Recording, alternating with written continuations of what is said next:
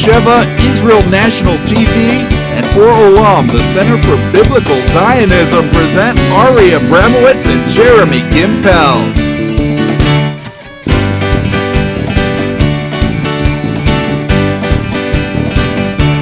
Live from the heart of Israel, welcome to Tuesday Night Live in Jerusalem.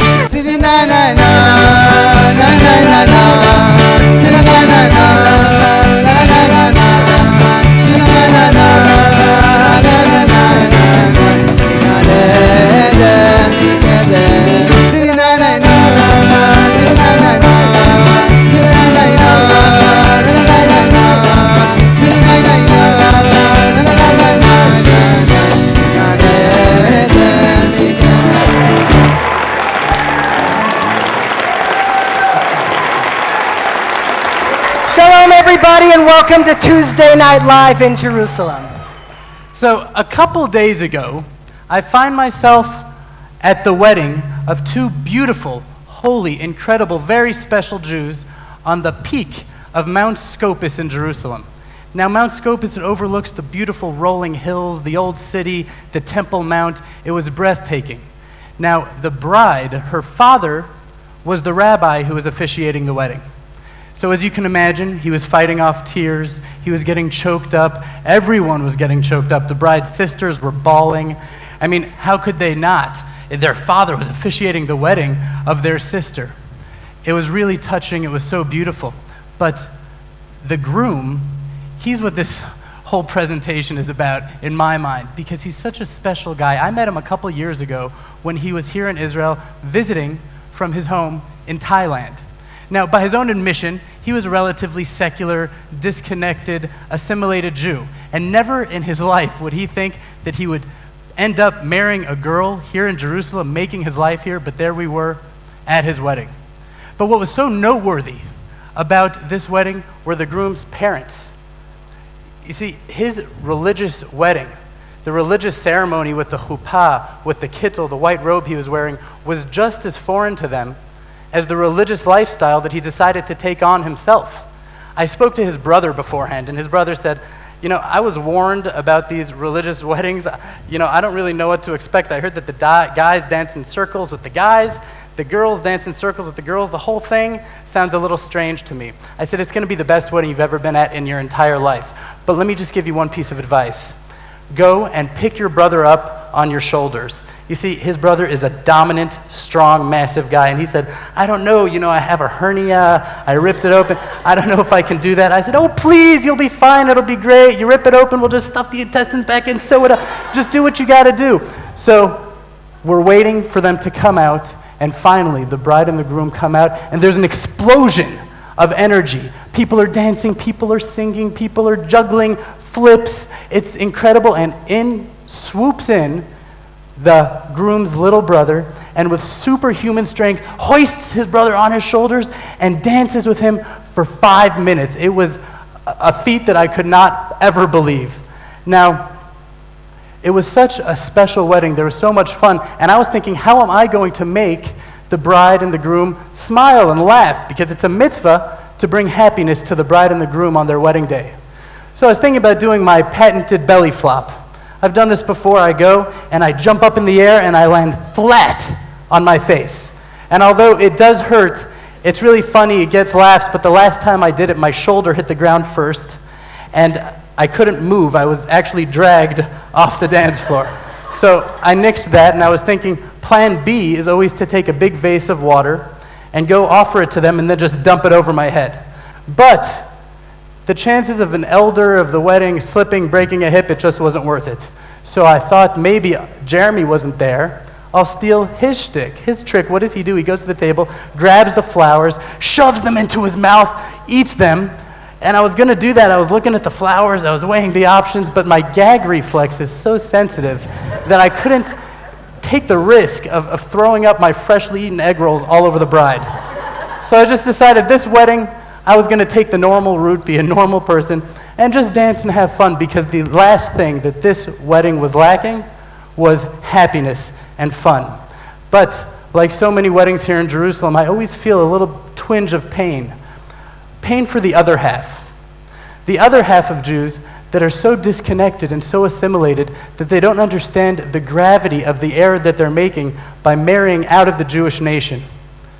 They don't understand what a terrible thing it is to sever the link between their ancestors and their descendants. I always think of this fellow I met in Texas. He was telling me that he was planning a wedding of his own with his non-Jewish girlfriend, but he was waiting for his grandmother to die. Now, I know it sounds terrible. It sounds terrible to me, but really, I think it was coming from a good place because she was old and she was sick, and he didn't want to break her heart. And I said to him, but doesn't it hurt you? Don't you feel guilty? And he said, why would I possibly feel guilty? I went every now and then to a Reconstructionist temple growing up. It was anything but spiritual. It was like a country club. He said it was like keeping up with the Goldbergs. Everybody was comparing everything else with each other. He said the rabbi didn't even believe in God. His parents, his grandparents never really stressed the importance of marrying a Jew. And now that he falls in love, now because of some nostalgic sense of guilt that his grandmother has, he can't be with the girl he loves. You know, what was I going to say? No, that's not the whole story. That's not really Judaism. To him, that was the whole story. To him, that really was Judaism. So what do you do with that? There's a Jewish guy, a non-Jewish girl. He loves her, and she loves him. What do you say to them? With such a challenge. And tonight, we have a Jewish leader that's going to help tackle this issue. He's the director of Israelite. He's one of the most powerful and inspiring teachers in Jerusalem. His name is Rabbi Benny Friedman.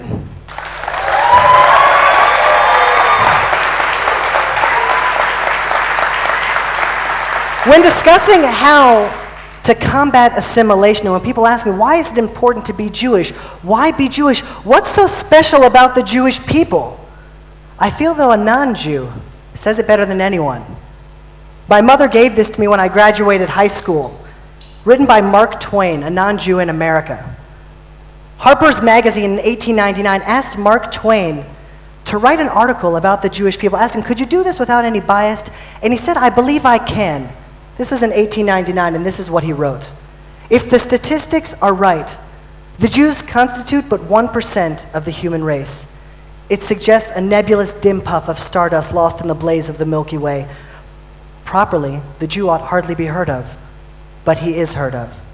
He has always been heard of. He is as prominent on the planet as any other people, and his commercial importance extravagantly outproportioned to the smallness of his bulk. His contributions to the world's list of great names in literature, science, art, music, finance, medicine, and obtuse learning are also way out of proportion to the weakness of his numbers. He has made marvelous fight in this world in all the ages, and he has done this with his hands tied behind him. He could be vain of himself and be excused for it.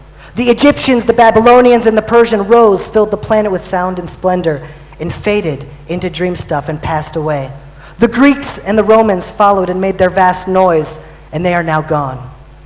Other peoples have sprung up and held their torch high for a time, but it burned out, and they sit in twilight now or have vanished. The Jew saw them all and beat them all, and is now what he always was, exhibiting no decadence, no infirmities of age, no weakening of his parts, no slowing of his energies, no dulling of his alert and aggressive mind.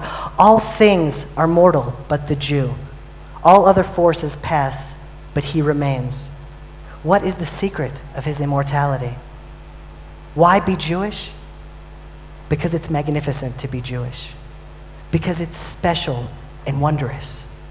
We're all a part of the eternal nation of Israel, and we're all a part of the majesty and greatness of Jewish destiny.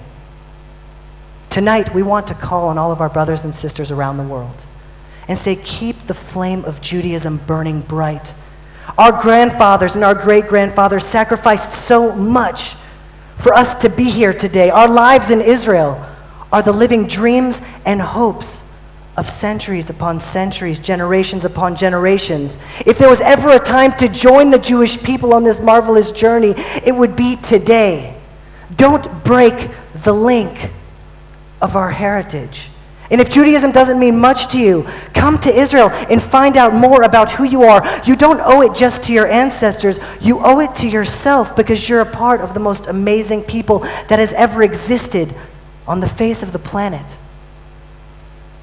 But for now, we want you to meet the streets of Jerusalem. We want you to hear what the Jews of Jerusalem have to say about being Jewish, about staying Jewish, because Ari and I want you to meet the street. And now, Meet the Street with Ari and Jeremy.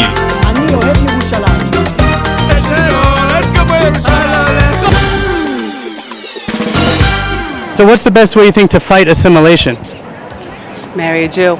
Judaism is like right. So I think that by the time you get married, you should like know and like be like solid enough with your religion to like know that it's right, and therefore why would you want to marry anybody else except for a Jew? Judaism is life, and if you marry outside of Judaism, that's already giving up who you are and that your identity. And when you marry, you're marrying like in your identity. You can't marry outside of who you are. I think it's important that that we recognize that we're not just like all other people, and that we continue our faith within ourselves, and you can't fulfill your purpose of what you're supposed to do here if you're not doing it with the people that you were given to do it with. For thousands of years, we've been the one nation. When every other ancient civilization has fallen, the Jews have been the one people that managed to stay together.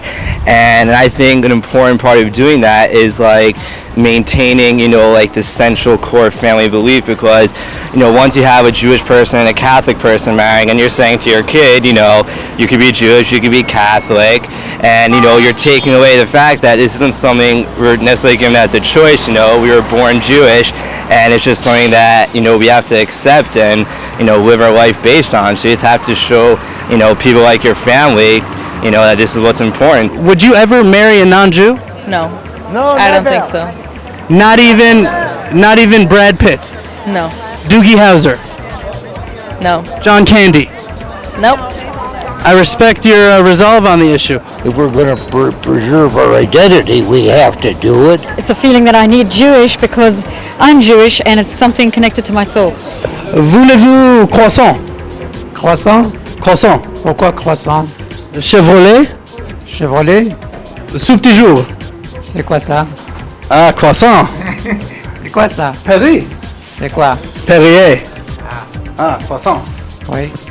Croissant. Merci beaucoup. Merci. Merci. So what do you think the best way to fight assimilation is? First of all, live in a Jewish society. Second of all, come to Israel. What do you got to look for in Gullus? You're a Jew, you're born in Israel, come back to Israel. What's fun to be Jewish? Because we get a state in Israel, and you get to be with all these other Jews. Would you marry only Jewish? Yeah. Why? Why would you only marry Jewish? Well, I feel proud to be a Jew, and I want my kids to be Jewish. Do you love being Jewish? Yes. Would you like to marry a Jewish man? Of course. Why was it important for you to marry a Jewish man? Because I'm Jewish. And so what does that mean? Why is it important to have Jewish children? Yes. And what would you want to teach them? Jewish things. Are you Jewish? Yeah, sure. Do you like being Jewish? Sure. Do you want to marry a Jewish woman? Sure. Why? Because I'm Jew, and to be Jewish, I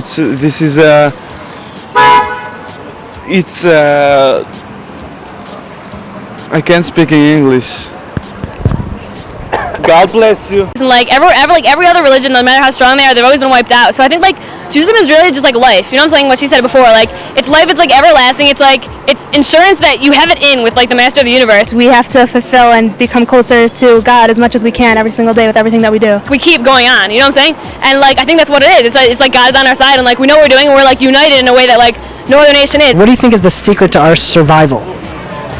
I gotta say perseverance. I think it's joy. I think Jewish people, when they come together to celebrate Chagim and weddings, I think there's a lot of joy. I think that's the secret. What do you think is the secret to Jewish survival? Jewish mothers. Honestly, Jewish mothers are the one who transfer everything down to their children and to their children, and they're the one that keeps the house kosher. They're the one that keeps the Jewish theme alive and the love for the Jewish religion and the minhagim that the Jewish people carry, and that's what brought us through. What do you have to say about that?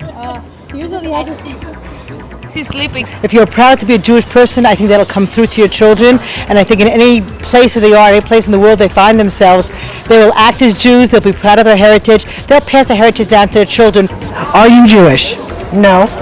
So what is your favorite thing about the Jewish people? Their love, their heart, they're just the most magnificent people we've ever met. What would you do if all of the Jewish people disappeared? We wouldn't exist. We wouldn't make it. We couldn't survive without you. So why do you think it's so important that the Jewish people exist? Because you are God's number one group in his redemptive plan, and if you're not there, we're not there. What do you think is the secret to Jewish survival? That's the will, the power, the illusion. The illusion. Well, I mean, for 2,000 years, the Jewish people were scattered among the nations. The last stop we really had was in Germany, where Germans killed 6 million Jews. What's it like to be from Germany and see the state of Israel and Jerusalem a Jewish state? Does that make you happy that we were able to exist? I admire. I worked for 30 years for Israeli company. So wow, for Israeli company. Yeah. So you love the Jewish people? Very much. Where are you from? I'm from Ethiopia. From Ethiopia? Yeah. Are you Jewish? No, I don't the Christianity people. You're a Christian? Yes. Do you love the Jewish people? Yes, I love the Jewish people. I love Jewish people because they are the people that are God's chosen ones. They are the people who directed me to the Torah. I knew nothing about the Torah. They are the people that taught me how to love, how to deal with life, and to love the state of Israel. Walk on this land, take this land, cultivate this land, produce it, do what you're supposed to do. Obey his commandments and be strong. Do you speak English? أنا من جامعة القدس. من فين أنت؟ أنا من القدس برضه. القدس؟ السلام عليكم. وعليكم السلام ورحمة الله. فلافل شاورما.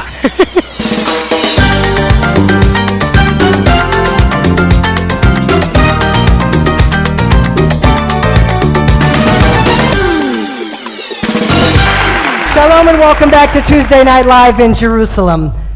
Now for the heart of the evening.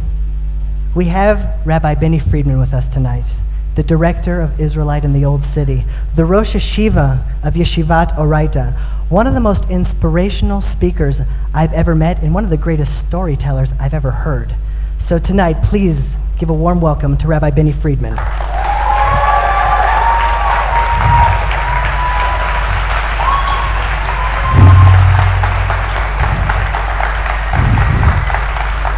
Rabbi, thank you so much for being with us tonight. The question I guess we'll start off with is, how big of a problem is assimilation? Is it as big as we think? Are we really going down the drain? Okay, it's good to be here. No, I'm just kidding. Serious question. How big is the problem of assimilation? Well, in order to talk about how big the problem is, I guess first we have to define what the problem is. Most people think that assimilation is the problem. Assimilation is not the problem. Assimilation is a symptom. It's caused by the problem, and the problem is education. One could suggest that the reason that people have such a hard time falling in love with being Jewish because their education and the Judaism that they view Judaism as being is just not something worth falling in love with. And I'll give you a quick example. Okay? I do a lot of flying, and there's certain aspects of flying that you get used to, and you can tell when they happen who the veteran flyers are. So a friend of mine recently sent me an email, and he was on a plane, and they have this, I don't know quite how to describe it, it's called wind shear. Wind shear basically means that your plane is flying along, everything is normal, and at some point, for some inexplicable reason, the plane takes a nosedive, hits some kind of wind, something, they don't really know what this is. And if you're on a plane and you've experienced wind shear and the plane is flying down, 1,000 feet a second, you get a little nervous. So this fellow's on a plane and the pilot's doing his thing, right? The pilot gets on, he's got to make his announcements, everybody knows he's there. You'll be flying over Kansas, you'll see the Rocky Mountains, whatever it might be, and he's in the middle of this speech, and they hit this incredible wind shear. And the plane takes a nosedive, okay? And the pilot doesn't realize that his microphone is still on. And you hear over the microphone, holy, I don't know who's going to see this, holy bagel, okay? Now, if you're on a plane and the pilot, who's calm a moment ago, all of a sudden screams out, "Holy bagel!" you get nervous. So you right away see who the newbies are. They're all assuming the position. And then a moment later, things calm down, and he suddenly realizes that he left the microphone on. So he gets back on the microphone and says, "Ladies and gentlemen, in no time were you in any danger. We just hit wind shear. We're fine. It was just that I'd just been given a hot cup of coffee. You should see my pants." At which point, somebody from the back stands up and screams, "You should see mine!" Right? The problem is all about perspective. It depends where you're sitting on the plane. And we need to find a way to share a Judaism that's worth sharing. So now you ask me how big the problem is.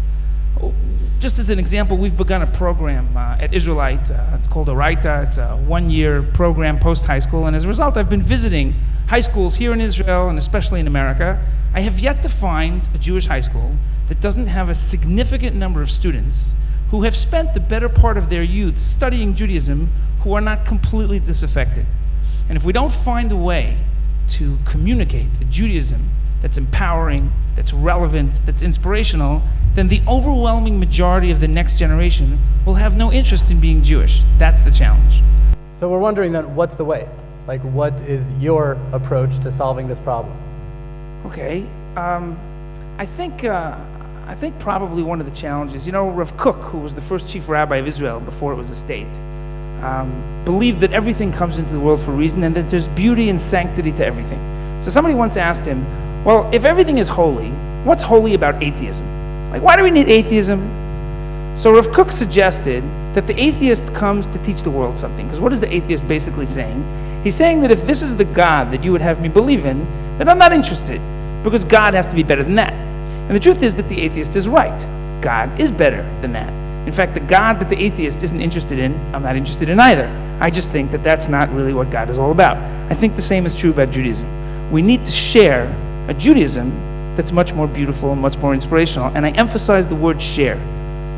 Look, if Judaism is that beautiful, if Israel is that magnificent, you shouldn't have to be convincing or proving to anybody what Judaism is. You should just be able to share it with them. In fact, it's like a chocolate bar. There are certain things that were put in this world because God did us a favor. Hershey's Symphony chocolate bar. I don't know if I'm in trouble for mentioning a name. Imagine that you want to share with someone just how incredible chocolate is, but he's never tasted chocolate. So you can talk about chocolate till you're blue in the face. Until he experiences a chocolate bar, he's not going to get it. And once he tastes it, he gets it. So I think ultimately the challenge is how we share the experience of what Judaism is all about with more and more Jews. And that's a step in the right direction. So how do we do that? What do we do to let them experience what authentic Judaism is? Okay, well, first of all, I think you all have to come visit Israel. And I think you should come now. We're waiting for you. That's first of all.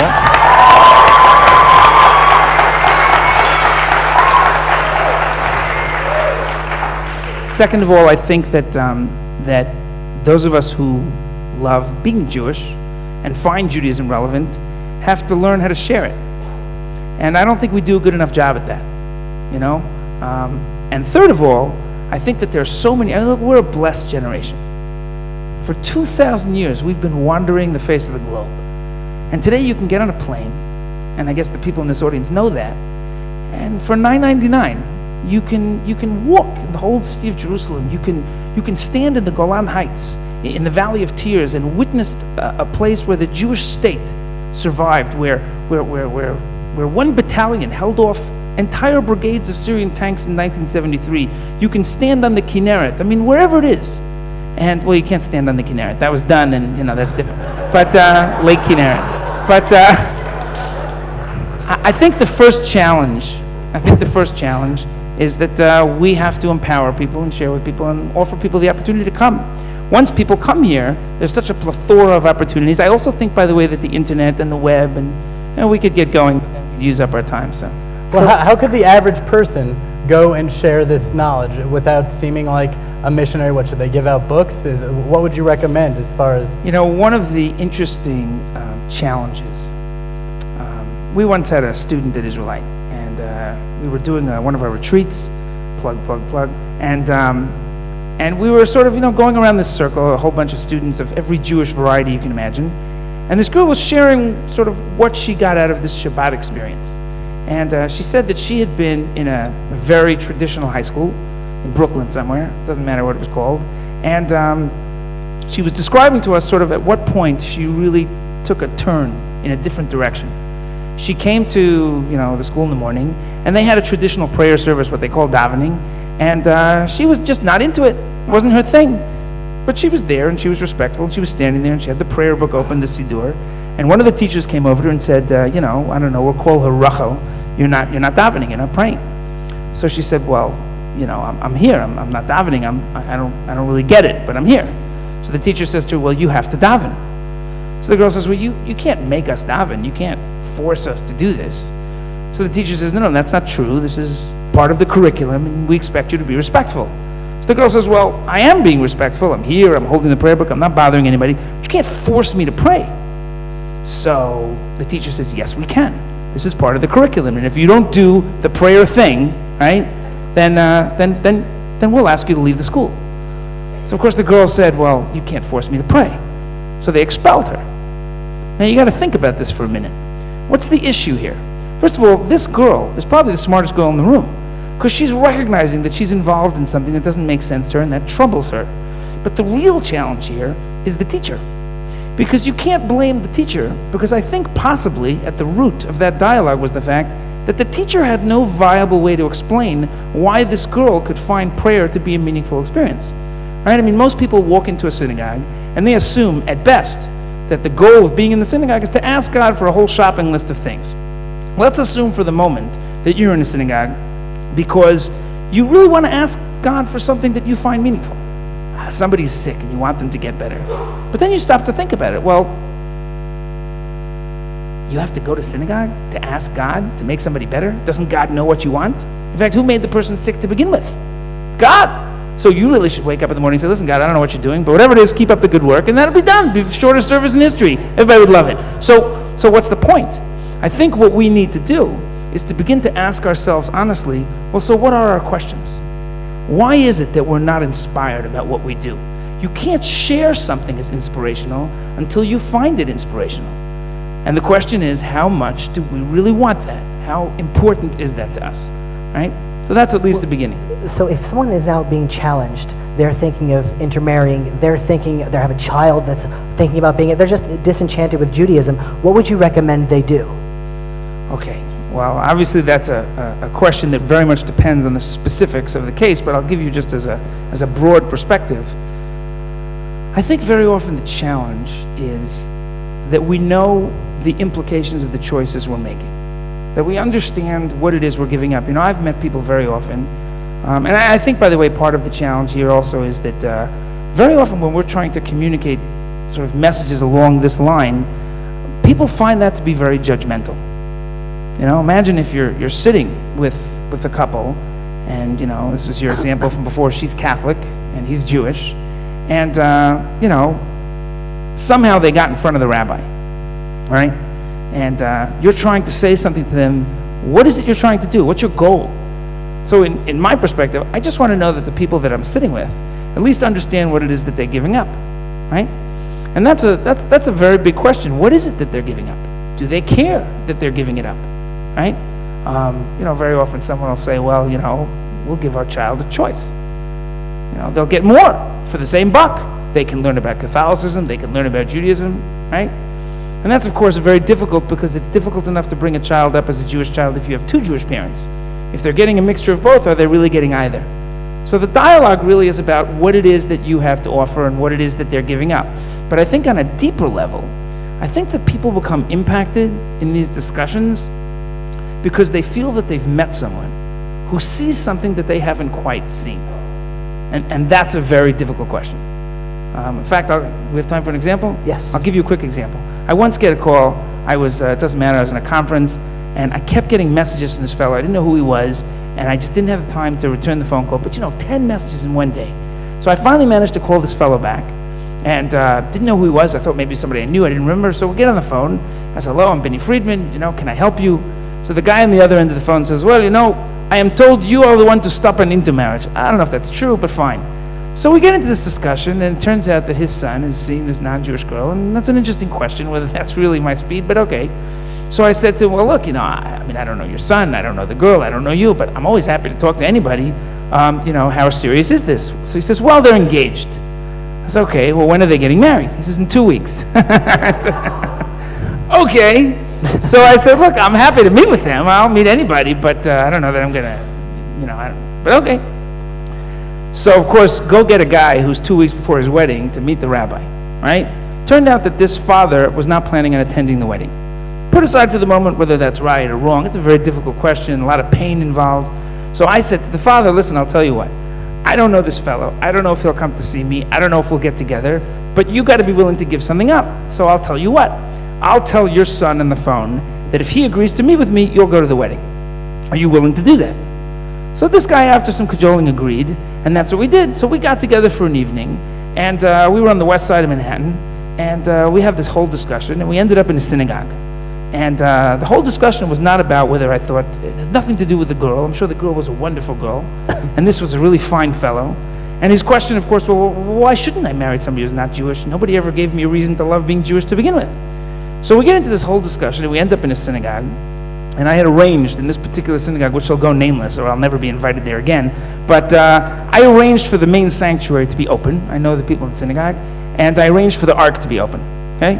And we go into the synagogue, and I can't believe I'm saying this, and this is being recorded, but we go into the synagogue, and we have this whole discussion, and I said to him, listen, I know that your father's giving you a tough time, and you strike me as a really, beautiful guy, and the implications of what you're doing are so significant, and I don't think you should break off the relationship. I just think, you have to ask yourself whether you're really ready to get married and you know what you're giving up.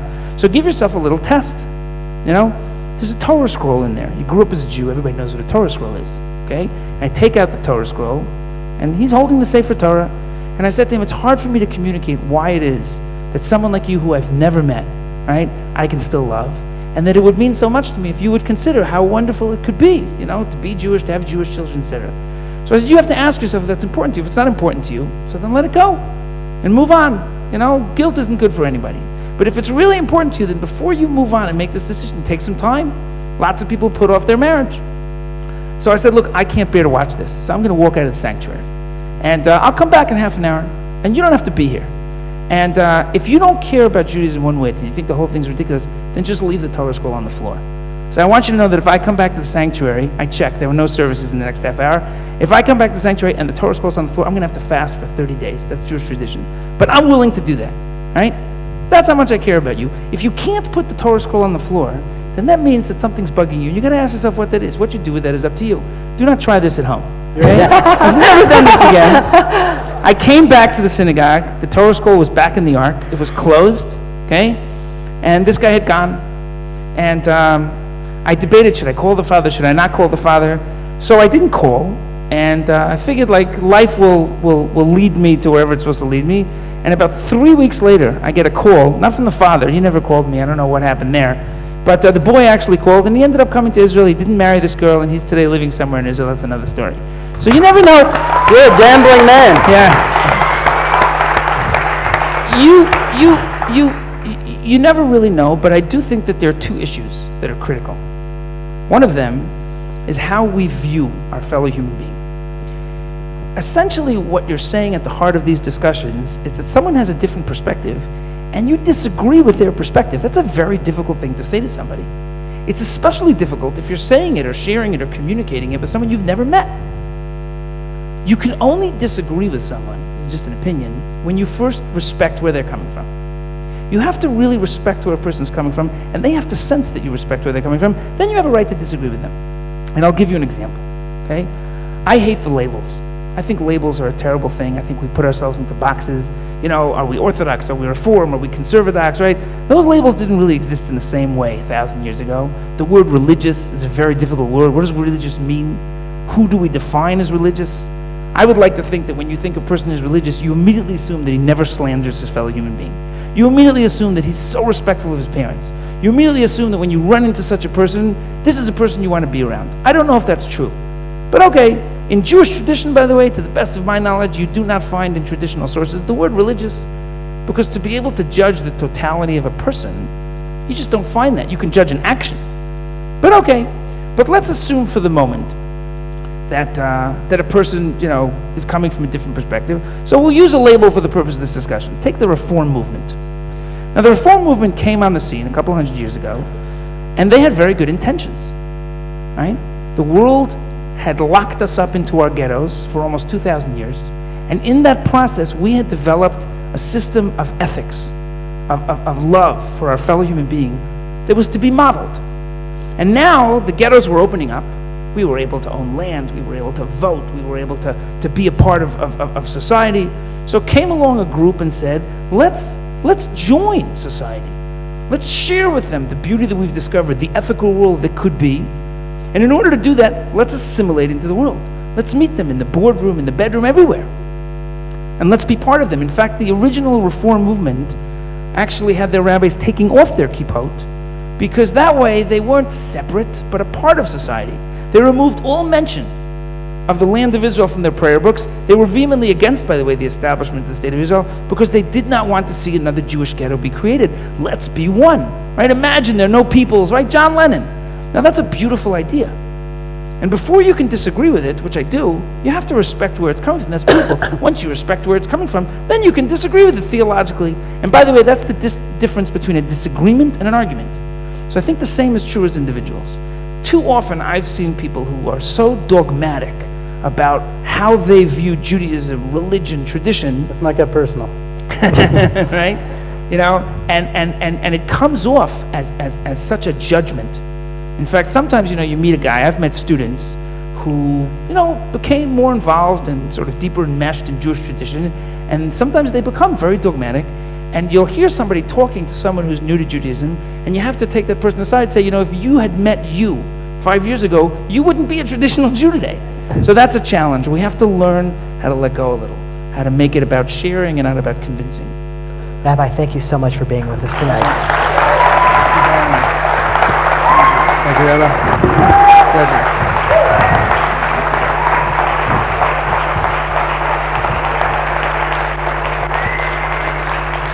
A dear friend of mine, he was on the verge of marrying his non-Jewish girlfriend.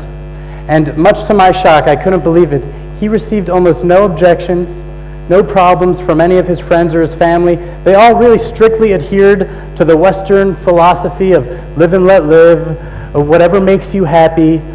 And honestly, I couldn't do it. Maybe it's out of style, but I said I couldn't do it, and I would not go to the wedding. And not only would I not go to the wedding, but our friendship would never be the same.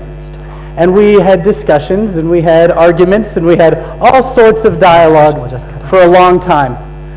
And really, the whole thing, throughout the entire process, I can tell he wasn't really fighting with me. He was fighting with himself. And this went on for a while, and in the end, thank God, he ended up breaking up with his non-Jewish girlfriend. But what makes this story so special is that soon thereafter, he called me. He called me and he thanked me for disapproving. He thanked me for saying no, for standing up against him and really standing up for him. He was so happy. He was now married to a Jewish girl that he fell madly in love with, and for the rest of his life. Now you see, as a people, as a nation, it's time for us to stand up. It's time for us, as Rav Binny said, to stand for Jewish identity. Not necessarily fighting against everything, against assimilation, against intermarriage, fighting for the Jewish family, fighting for Jewish education and the Jewish identity, because our future depends on it. Shalom from Jerusalem.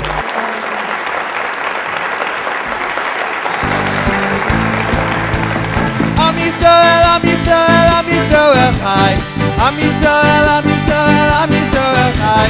Am Yisrael, Am Yisrael Chai. Or Avinu Chai, Or Avinu Chai, Or Avinu, Or Avinu, Or Avinu Chai. Or Avinu Chai, Or Avinu Chai, Or Avinu, Or Avinu, Or Avinu Chai. Am Yisrael, Am Yisrael, Am Yisrael Chai. Am Yisrael, Am Yisrael, Am Yisrael Chai. Am Yisrael, Am Yisrael, Am Yisrael Chai. Am Yisrael, Am Yisrael, Am Yisrael Chai. Or Avinu Chai, Or Avinu Chai, Or Avinu, Or Avinu, Or Avinu Chai. Or Avinu Chai, Or Avinu Chai, Or Avinu, Or Avinu, Or Avinu Chai. Look at how beautiful the Jewish people are! Woo!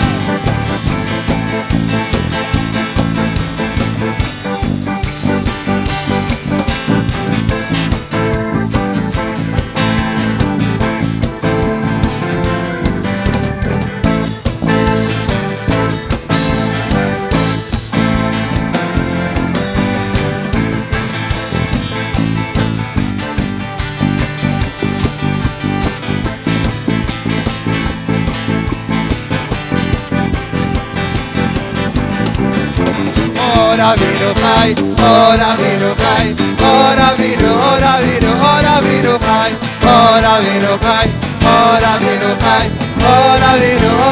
ora vino chai. Am Yisrael chai, Am Yisrael chai, Am Yisrael chai, Am Yisrael chai. Ora vino chai, ora vino chai, ora vino chai, ora vino chai, ora vino chai, ora vino